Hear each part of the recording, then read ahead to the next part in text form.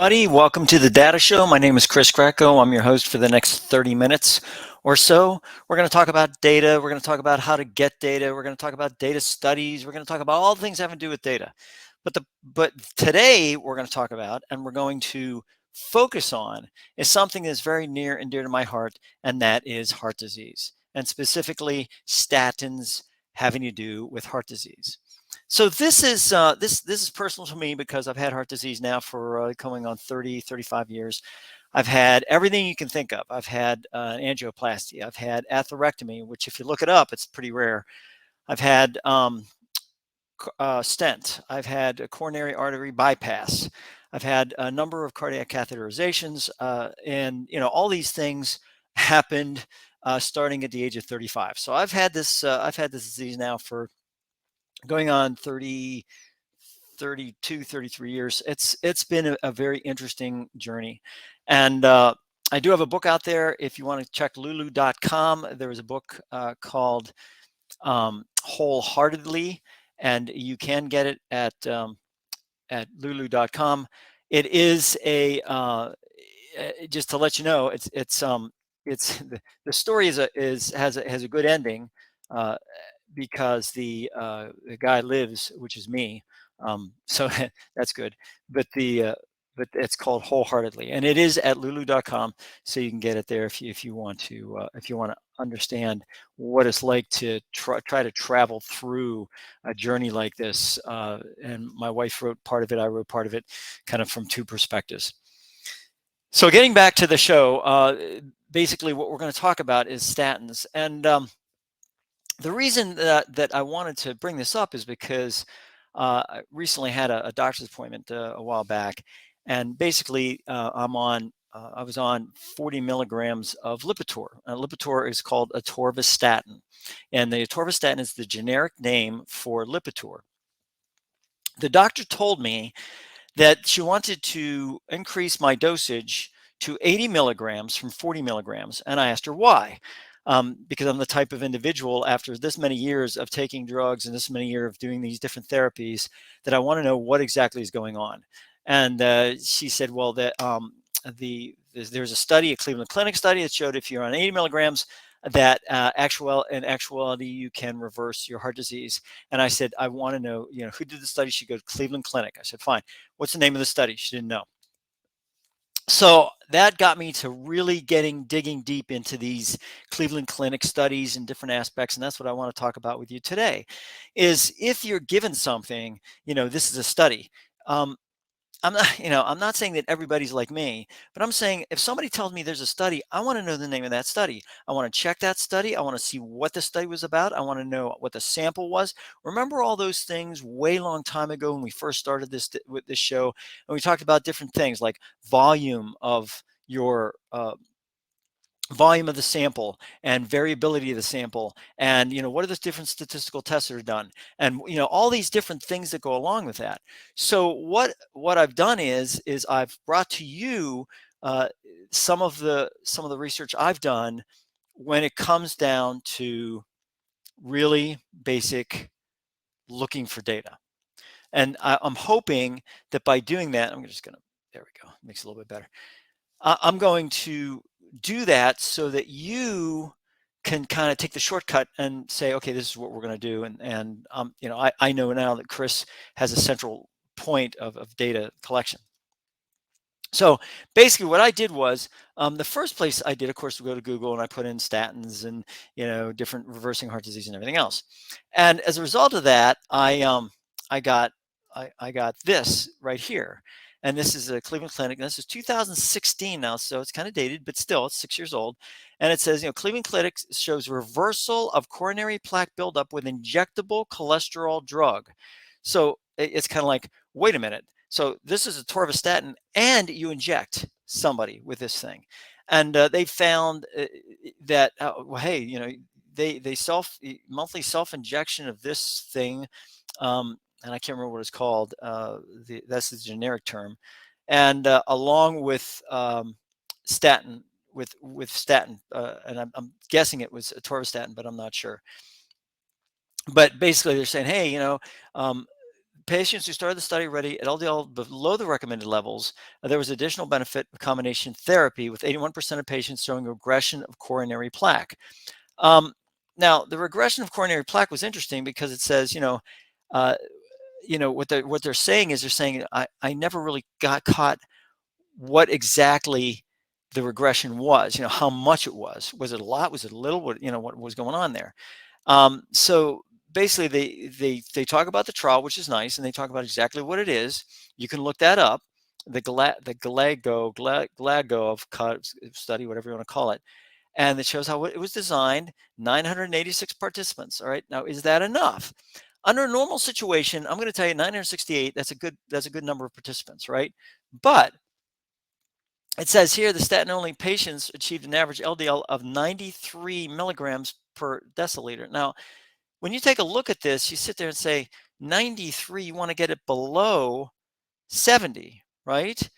Well, the group receiving combination, had an average of 36.6, right?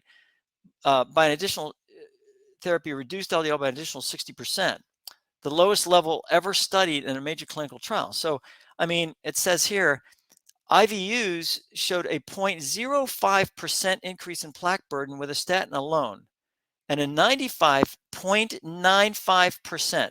Now, this is really, really, really important to understand. 0.05%, 0.95%. So it's not 95%, folks. It's not 95%. And this is what a lot of people sit there and go, gosh, it was a 95%. No, it was a 0.95%. So let's talk about this for a second. And I think this is important to understand, because I think a lot of people do not understand exactly what we're talking about here. So let's talk about this. You have 0.95%. Okay, now 0.95%, if you're talking about 0.95, not 0.95%, but 0.95, that's 95%. 0.95 is 95%. In other words, you have to um, multiply it by 100, 2 decimal points, to get the 95%. Well, if I just sit there and say, well, Chris, if that situation, then 95% is 0.95. You have to divide it by 100. Then you get 0.95. So 0.95 is 95%. Let's talk about the study. So what is 0.95%? When you talk about 0.95%, what are you doing? We have 0.95. You have to divide that by 100. That means it's 0.0095. 0.0095. So, I mean, 0.95% means it's very, very, very small. Okay? 0.0095. Now, okay, granted, when you talk about this, you talk about the ones with the statins only was a 0.05% increase. Okay? 0.05% increase. 0.05%. So you have to take 0.05, divide it by 100, and this is your increase. This is your increase, folks. This is tens, this is hundreds, this is thousands, this is 10,000ths. This is 5/10,000th of an increase. 5/10,000th of an increase. Okay? Now, so yeah, but Chris, come on. So yeah, okay. So it's again 0.95 divided by 100 equals 0.0. This is tens. This is hundreds. This is thousands. So basically, it's going to be 9. It's going to be well, you have 95 thousandths. Okay, 95 thousandths. 95 thousandths decrease. All right, so this is extremely, extremely small. Extremely small. Okay, even though talk about, oh, this is this is what we have and everything else. Yeah, so we're talking about the average LDL level of 93 milligrams per deciliter. Okay, so I've had, not to get the hippest things, but I've had lower than that on every single lipid profile that I've had. I've had lower than this for every single lipid profile I've had for what, 10 years, 10 years, 15 years, whatever it was. I think I got above 90 a couple of times, but just barely. So I mean, this is, I mean, I have below 70. I have below 70 LDL. So I sit back and I go, and the thing is, interesting thing, and is it safe? During the trial, no safety issues arose for patients treated to these very low LDL levels.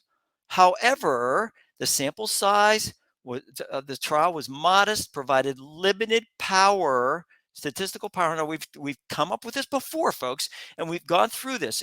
Check some of my past shows, and you'll see we talk about statistical power. Because the sample size is not that big, you have that limited power aspects.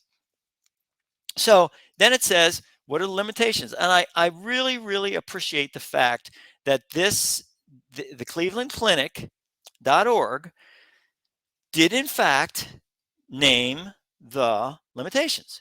They said, look, this was for 18 months. Folks, let me tell you something. I'm at 32 years. 32 years, They can study me for 32 years. 18 months. 18 months is, not to get graphic here, but it's like a glass of water in the Pacific Ocean. I mean, 18 months is a very, very, very, very, very, very, very small aspect of what heart disease is all about. I mean, it's clinical treatments, And the thing is again, people try to play these numbers. They say, 18 months it works, so 18 years it must work. That's not true. That's not true. If you continue this 18-month treatment for a year, 2 years, that's when you go back and you figure out what's going on. Not at the 18-month point, folks. Effects in other populations and longer-term treatment need further study. Another limitation is 13% of trial participants did not have a follow-up examination. Now, this right here is called IVUS. Lastly, while IVUS is a useful measure, the critical determination of benefit and risk will require completion of large outcome trials currently underway. So, you just take a look at all this. So I really appreciate the fact that the Cleveland Clinic did list limitations. And that's very, very important. I'm writing a book. The book will be out probably in the next 6 months. And it talks about including limitations in studies. Extremely important, extremely important. So that's what we're talking about. And we'll talk about IVUS in a little bit. So then we talk about another one, Cleveland Clinic again, talks about health. Can statins actually reverse plaque buildup? Many of them done here. So that shows statins can reverse. 2 statins in particular, atorvastatin was sold under Lipitor, and which is Crestor, are the strongest statins. Clinical studies using ultrasound, and that's what that IVUS is. It's basically measuring. It's supposed to be a very good method, by the way, and we'll talk about that in a little bit. So that's, if your LDL is lowered below 70 milligrams, you can even see regression in the plaque by up to 24%. Now, interestingly enough, what is that regression? Now, we just went over that. It's this much, folks. This much. Yes, it's a regression. Yes, over a period of time, that could make a difference. But let me tell you a couple of things that's limiting all these studies. Is one, there's nothing else here about diet, exercise, anything else. It's totally on the idea of using statins. Now, I get it. It's a statin aspect, but cut me a break. There's people's lives. Again, we talk about Bayesian, and I constantly say it. Bayesian. It has to do with change. People change. Their chemical makeup changes. My chemical makeup 32 years ago, was much different than it is right now. It just is. Your hormones change, things change. So what happens is that as that changes, does that in fact affect your preponderance towards plaque buildup. Do things like retirement, lowering your blood pressure. Does that help? All these things, come into play. It's hard to put that into a study. So you study one thing and then you go from there. So that is what all this stuff does. Now, interestingly enough, what I did was I went to a place called clinicaltrials.gov. And clinicaltrials.gov is a place where study results are supposed to be posted. Any clinical trial that's done anywhere, specifically in the United States, is supposed to post everything, all the way from recruiting to completion to everything in clinicaltrials.gov.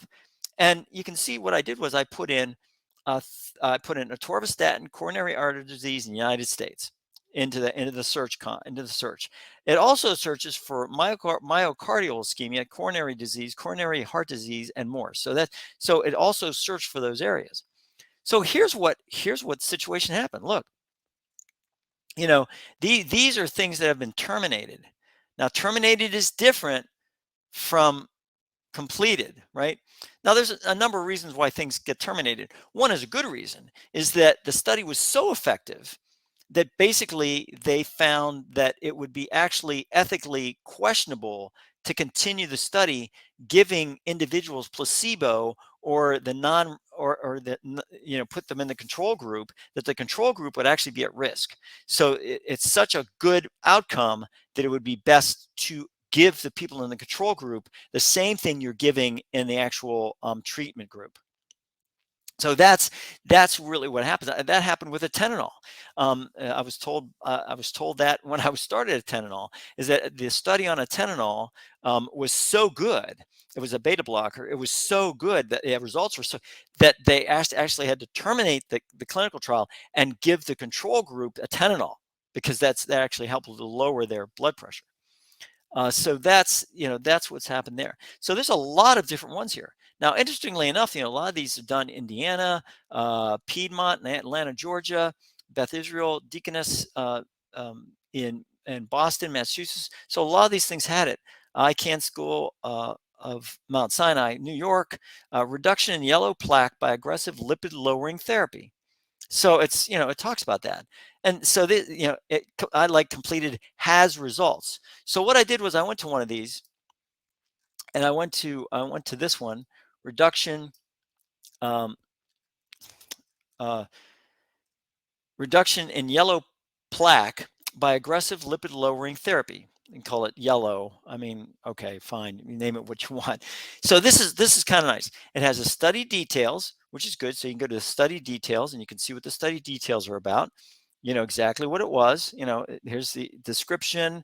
It's a good description. Interventional, 87 participants. All right. So right off the bat, is this enough? Is this enough to be able to say that that there were enough participants? I'm going to tell you right now that this is not enough. This is not enough sampling. The sampling is not good enough. 87 participants is not good enough for a very high statistical power. And because you don't have a high statistical power, you can possibly have a type 2 error. Now what is a type 2 error, right? So normally what happens is that you have a type 1 error and a type 2 error, right?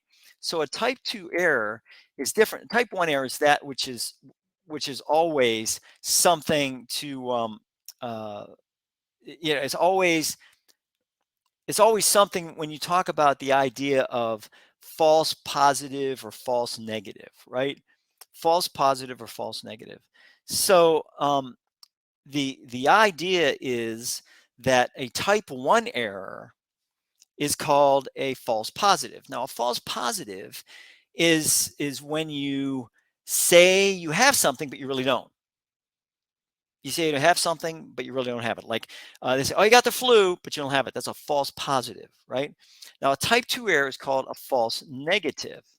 Now, a false negative means that you have a type 2 error. That's what they call it, a type 2 error. And basically, that's a false negative. Now, a false negative means that you don't have something when you really do. Now, this could really be an issue when you talk about ideas, when you talk about, uh, let's say somebody says you don't have COVID, but you really do have COVID, or you don't have the flu when you have the flu. See, a false negative can be pretty damaging, right? So that's where you have to really be careful about that. So, um, and everybody talks about these areas. Um, the type 2 error, one of the main things you can do to avoid it, the type 2 error or the false negative, is to increase your um, you increase your sampling. You know, if you increase your sampling, then you have the ability to up the statistical power, and therefore you have the ability to limit your false negative. So that's why that 87% participants is kind of low, and it's not dangerously low, but it is low. But they're very honest about this. They're very transparent. This is what it is. This is what's going on. So it goes through different aspects. I mean, it's really good. I mean, they have that.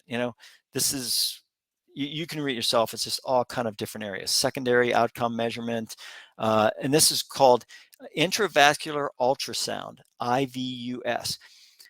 The intravascular ultrasound, interestingly enough, is not really practiced in great regularity in the United States, but it's used in other countries. It is supposed to be able to very accurately determine the percentage of plaque buildup in your arteries, and it's done through cardiac catheterization, so it is invasive. I mean, it is invasive, and hence intravascular, right? So it's got to go into the vascular area, into the vein, into the artery, whatever it is. So that's what we're talking about. And then it talks about different aspects. How they did that. Stenosis, by the way, is stenosis is the ischemia. It is the blocking, the block. So if everyone says stenosis, that's what it is, or restenosis, reblocking. That's what that is. So I mean, it gives you a lot of good definitions, good areas. Now let's talk about the results. So this is the study results, just from this one study. Really good. I mean, look at this. It tells you, hey, how many started, how many completed, not completed, reason not completed, lost to follow up. All these different areas, baseline characteristics, what they used, different aspects. Now, the thing that's interesting here is, and I wanted to make this known, is when they talk about the 95% confidence interval. So here's what they have. They have analysis population description, right? Overall number of participants analyzed, median unit of measure, lesion type of blockage, follow up, any type of cardiac follow up that they had, any type of lesions they found, and interesting enough, so it has 95.4. So 95.4, you have the aggressive lipid therapy, you have 132.4. So I'm assuming that this is the one they started out with. The lesion was pretty high here. And the follow-up lesion lowered it from 132 to 99.8 with aggressive lipid therapy.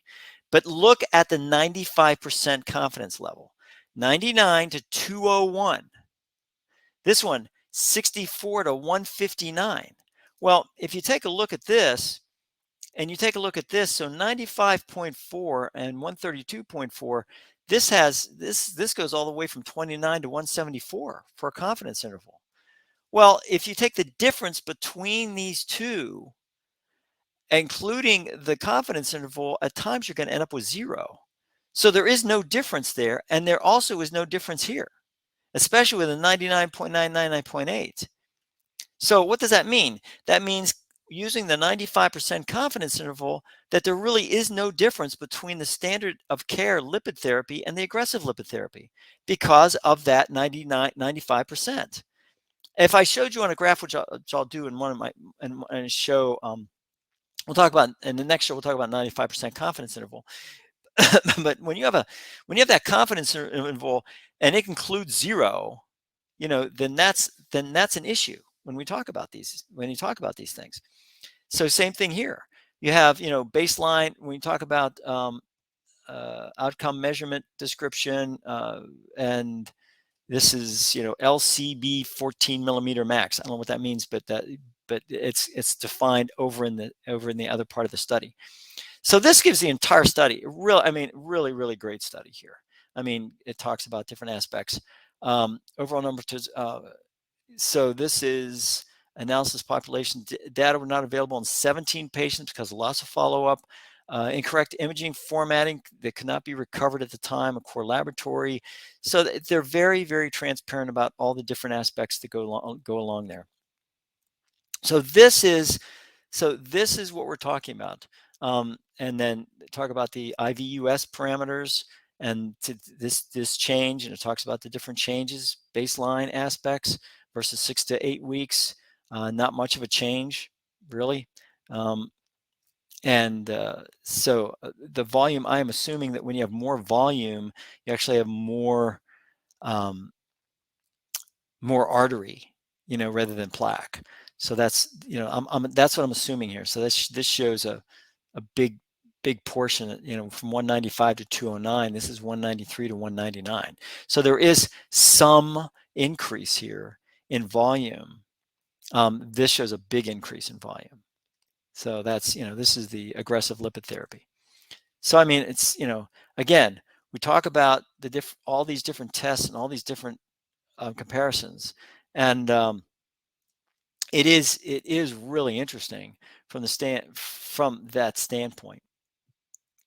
So, and then this goes major adverse cardiac events, and those something had happened to them, and two people in the standard of care lipid and 3 people in the aggressive lipid therapy actually had a major coronary event, major cardiac event, adverse. So, heart attack, chest pain, something that was major.